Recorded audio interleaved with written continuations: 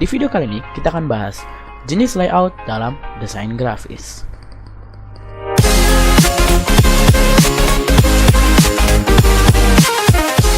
Ketika berbicara mengenai layout, maka kita tidak bisa terpaku pada satu hal tertentu.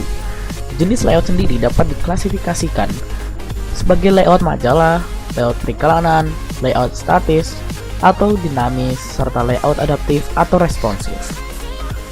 Jadi layout dibuat oleh desainer grafis harus sesuai dengan latar belakang serta tujuan yang ingin dicapai.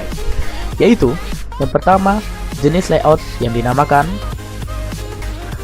Mondrian layout.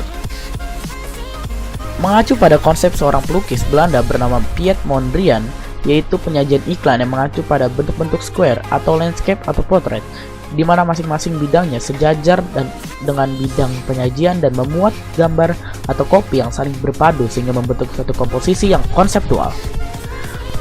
Multi-panel layout. Bentuk iklan di mana dalam satu bidang penyajian dibagi menjadi beberapa tema visual dalam bentuk yang sama, yaitu square atau double square semuanya. Yang ketiga, picture window layout. Tata letak iklan di mana produk yang diiklankan ditampilkan secara close up, bisa dalam bentuk produknya itu sendiri dan juga bisa menggunakan model atau public figure. Yang keempat, copy heavy layout. Tata letaknya mengutamakan pada bentuk copywriting atau naskah iklan, atau dengan kata lain komposisi layout yang didominasi oleh penyajian teks atau copy. Frame layout. Suatu tampilan iklan di mana border atau bingkai atau frame-nya membentuk suatu naratif, yaitu mempunyai cerita. Silhouette layout. Layout silhouette mengacu pada teknik ilustrasi atau fotografi yang menyoroti bentuk bayangan. Presentasi layout ini dapat bentuk barisan teks, ilustrasi warna, atau membiaskan warna yang halus dengan teknik fotografi. Type specimen layout. Tata letak iklan yang hanya menekankan pada penampilan jenis huruf dengan point size yang besar, pada umumnya hanya berupa headline saja. Circus layout. Penyajian iklan yang tata letaknya tidak mengacu pada ketentuan baku, komposisi gambar visualnya, bahkan kadang-kadang teks dan susunannya tidak beraturan. Jumble layout. Penyajian iklan yang merupakan kebalikan dari circus layout, yaitu komposisi beberapa gambar dan teksnya disusun secara teratur. Grid layout. Suatu tata letak iklan yang mengacu pada konsep grid, yaitu desain iklan tersebut seolah-olah bagian per bagian atau gambar atau teks berada di dalam skala grid. Bleed layout.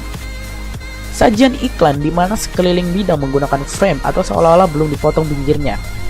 Catatan, bleed artinya belum dipotong menurut pas crease atau utuh kalau trim sudah dipotong. Vertical panel layout. Tata letak yang menghadirkan garis pemisah secara vertikal dan membagi layout iklan tersebut. Alphabet inspired layout.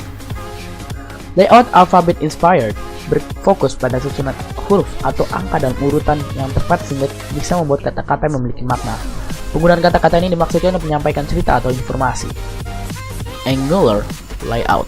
Penyajian iklan dengan susunan elemen visual yang membentuk sudut kemiringan, biasanya membentuk sudut antara 40-70 derajat. Informal balance layout. Tata letak iklan yang ditampilkan, elemen visualnya merupakan suatu perbandingan yang tidak seimbang. Brace layout.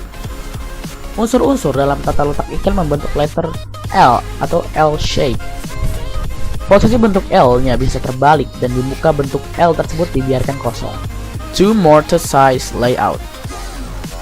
Penyajian bentuk iklan yang penggarapannya menghadirkan dua inset yang masing-masing memvisualkan secara deskriptif mengenai hasil penggunaan atau detail dari produk yang ditawarkan.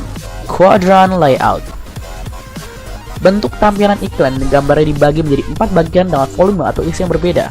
Misalnya kotak pertama 45%, kedua 5%, ketiga 20%, dan keempat 38%. Atau mempunyai perbedaan yang menyolok apabila dibagi 4 sama besar. Comic strips layout. Penyajian iklan dirancang secara kreatif sehingga membuat bentuk media komik lengkap dengan captionnya. Rebus layout. Susunan layout iklan yang menampilkan perpaduan gambar dan teks sehingga membentuk suatu cerita.